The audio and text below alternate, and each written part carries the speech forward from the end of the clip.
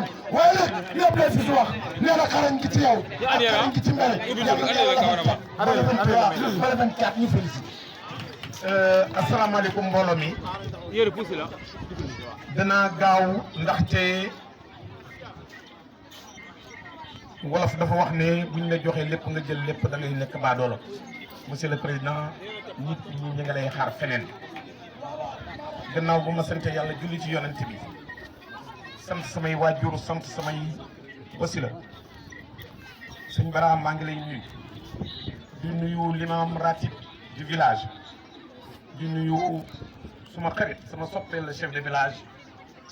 El Hadji Mor Niang di nuyu waa Kër Balla Seye yëpp rawatina suma baay yi suma najaay yi suma mag ñi sama morom yi ak sama rakk yi bu ma fi nekkee di lim danaa juum danaa fàtte wala danaa sonn bàyyi ku ne xam ne ne dëkk bii nu nekk tey Nderi sama maam moo ko sanc xëy na ñi yorewuñu kaset bi waroon nañ bay bañ ma woy dañuy dégg ne maamam moo sanc Kër Balla Seye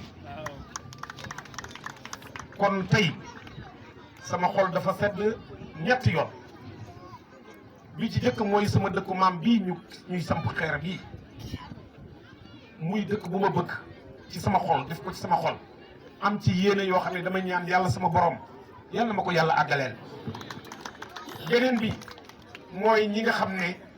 ñoo waral mbir mii ku ne ku ko mënoon di waral danaa ko rafetlu mais ñi ko waral muy la jeunesse loolu moo ci gën a neex wax dëgg yàlla Serigne Mbacké yow mi nga xam ne tey yaa parlé au leur nom je vous demande de transmettre tous mes remerciements à cette jeunesse saine de Kër Balla Seye. Je suis plus que ému de vous entendre parler de cette façon-là avec cette dignité qu'on vous connaît.